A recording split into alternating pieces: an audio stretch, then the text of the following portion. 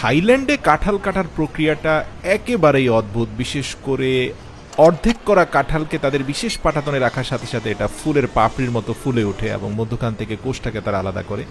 এছাড়াও আধা পাকা কাঁঠালকে মধ্যখান থেকে ফাটিয়ে একটা বাঁকানো কাঁচি দিয়ে তারা কাঁঠালের মধ্যখানটাকে যেভাবে কেটে বের করে, এই দৃশ্যটা খুবই অবাক।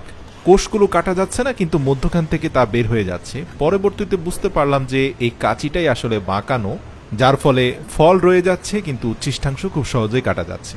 তো শুরুতেই বলি, থাইল্যান্ডে কিন্তু আমাদের দেশের মতো একদম কাঁঠালকে খুব নরমভাবে পেকে যাওয়ার পরে যে মানুষ খায় তা না, বরং কিছুটা আধা পাকা কাঁঠালগুলোকে তারা চিহ্নিত করে সেগুলোকে একটা শক্তপোক্ত কাঁচি দিয়ে দুপ্রান্ত থেকে ভালোভাবে কেটে নেয়, মধ্যখানে একটা শাবলের মতো ভারী লোহার বস্তু ঢুকিয়ে সেগুলোকে ফাটানো হয়। খুব কৌশল করে মধ্যখান থেকে উচ্ছিষ্টাংশ কেটে সে কাঁঠালগুলোকে এত চমৎকারভাবে প্যাকেজিং করা হয়, যেটা আসলে এক কথায় খুবই দৃষ্টিনন্দন। বিশেষ করে যে ব্যক্তিরা এই কাজটা করেন, ওনাদের শারীরিক শক্তি নিয়ে আমার কোনো সন্দেহ নেই।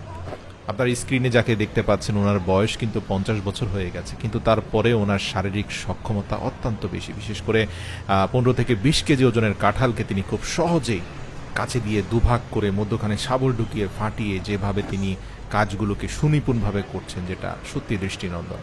তো থাইল্যান্ডের মানুষ একদম পাকা কাঁঠাল পছন্দ করে না, বিধায় মূলত তারা আধা পাকা কাঁঠালগুলোকে এভাবেই মূলত কেটে তারপরে সেগুলোর মধ্যখান থেকে কাঁঠালের কোষগুলোকে আলাদা করে কেটে নেয় এবং এই পরিবারের অন্যান্য সদস্যরা প্রত্যেকটা কোষকে চাকু দিয়ে কেটে মধ্যখান থেকে কাঁঠালের বীজগুলোকে বের করে নিচ্ছে এবং কাঁঠালের কোষগুলোকে আলাদা একটা পাত্রে সংরক্ষণ করছে।